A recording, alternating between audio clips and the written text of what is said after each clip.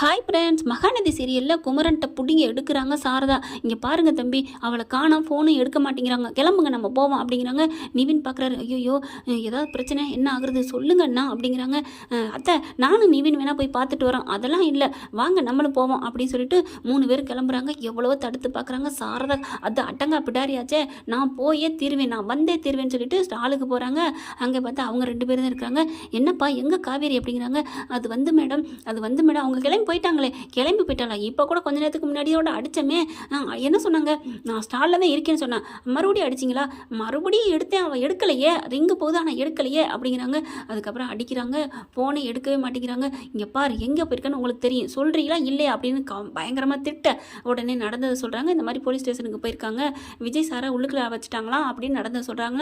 அப்படியே செம்ம காண்டாகிறாங்க. குமரனை பார்த்து, பார்த்தீங்களா தம்பி, நான் சொன்னேன்ல அவளுக்கு டிமிக்கி கொடுக்குறான், நமக்கு அவள் புருஷன் முக்கியம்னு போயிட்டா அப்படி இப்படின்னு கத்துறாங்க. உடனே நிவின் சொல்கிறாங்க, அத்தை நாங்கள் தான் சொல்கிறோம்ல, யமுனா சொன்னால காவேரிக்கு மாமா மேலே உசுறு சேர்த்து வைன்னு சொல்கிறான்ல, அதுதான் உண்மை அத்தை, அவங்க 2 பேரும் சேர்த்து வைங்க அத்தை. என்ன நடக்குதுன்னு யாருக்குப்பா தெரியும், வாங்க நம்ம ஸ்டேஷனுக்கு போவோம் அப்படின்னு போகிறாங்க. அவங்க போகிற நேரம் கரெக்டாக பார்த்தீங்கன்னா அட்டி தட்டி நடக்குது. இந்த வெண்ணிலா பிள்ளை வேகமாக போயிட்டு காவேரி பிரிக்கி தான் விஜயின் கையை பிடிச்சிட்டு வந்துட்டு இருந்துச்சா, சாப்பிட போகணுன்னு கையை பிடிச்சி இழுக்க தள்ளு, அப்படியே தள்ளுமுள் நடக்குது. அப்படியே காவேரி பிடிச்சி தள்ளி விட்றா.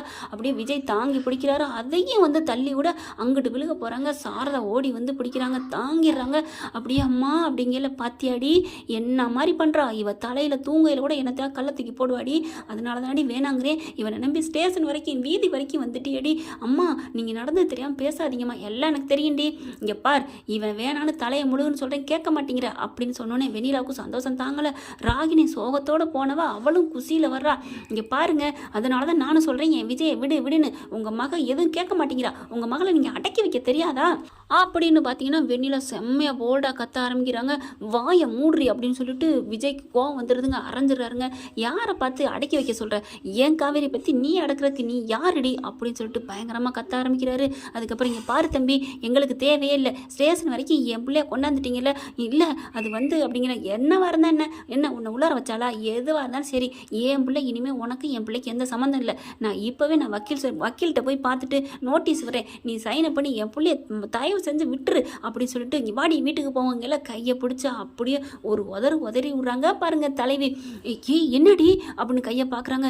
அப்போ அம்மா முக்கியம் இல்லையா, வரியா இல்லையான்னு மறுபடியும் கையை பிடிச்சி இழுக்க, விடுமா அப்படின்னு சொல்லிட்டு, ஆமாம்மா எனக்கு என் புருஷன் தான்மா முக்கியம், நீ முக்கியம் இல்லைம்மா அப்படின்னு ஓடி போய் விஜயை கட்டி பிடிக்கிறாங்க.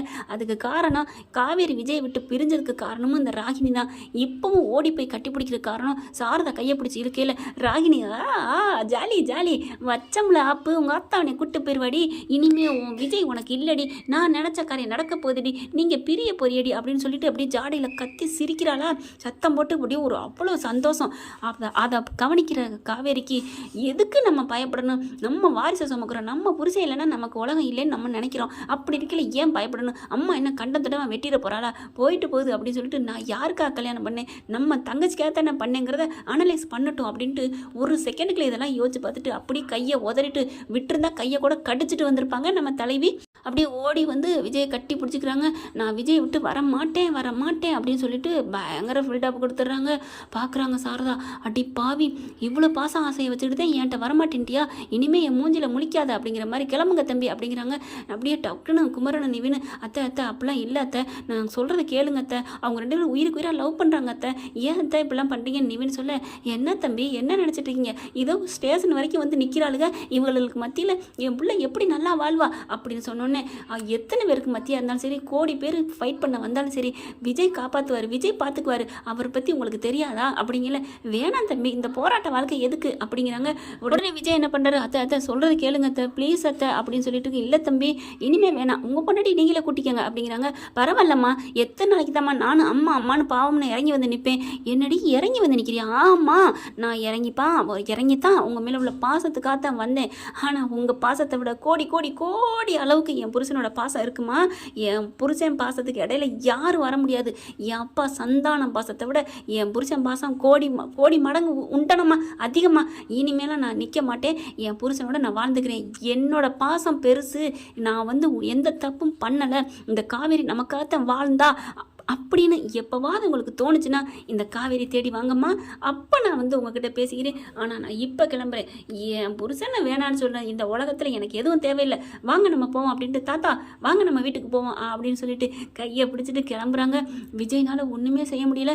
காவேரி உங்கள் அம்மா கையை பிடிச்சி அட பழைய பஞ்சாங்கத்தை விடுங்க, என்ன எதுக்கு எடுத்தாலும் நீங்கள் சொன்னதுக்காகத்தான் நானும் இருந்தேன், இல்லைன்னா எப்போ வந்திருப்பேன். உங்கள் அம்மா கையை பிடிச்சி கொடுத்தா தான் உன்னை கூட்டிகிட்டு போவேன் நீங்கள் சொன்னீங்க பாருங்கள், அந்த ஒத்த வார்த்தைக்காக இது வரைக்கும் கட்டுப்பட்டுருந்தேன். ஆனால் உங்களை எங்கள் அம்மா புரிஞ்சிக்கவே இல்லை, அப்புறம் என்னங்க வாங்க போவோம் அப்படின்னு சொல்லி கிளம்புறாங்க. சாரதாவுக்கு தூக்கி வாரி போடுது. என்னது அப்போ இது நாள் வரைக்கும் இருந்தது தம்பியோட பேச்சுக்காக இருந்தியாடி, அப்போ நீயா இருக்கலையா அப்படின்னு சொன்னா, ஆமாம் அப்படின்னு சொல்லிட்டு வாம்மா அப்படிங்கல. அத்தை ப்ளீஸ் அத்தை, அந்த விஜய் ரொம்ப நல்லவர்னு சொல்கிறாங்க. சாரதா மனசு மாற பார்க்குறாங்க.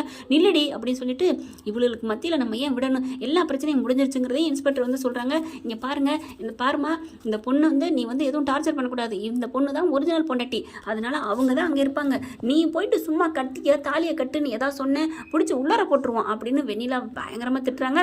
பசுவதியும் ராகினியும் பயங்கரமாக டோஸ் விட்டுறாங்க. இனிமேல் அவங்களுக்கு எந்த தொந்தரவும் பண்ணக்கூடாதுங்கிற சொன்னதுக்கப்புறம் போதுமா, எந்த பிரச்சனையும் இல்லை, இனி என்னத்தை அப்படின்னு சொல்கிறாரு குமரனு நிவின். அதுக்கப்புறம் தான் இவளோட பாசத்தையும் புரிஞ்சுக்கிறாங்க. காவேரி அப்படின்னு சொல்லிட்டு நிற்க சொல்கிறாங்க. நிற்கிறாங்க.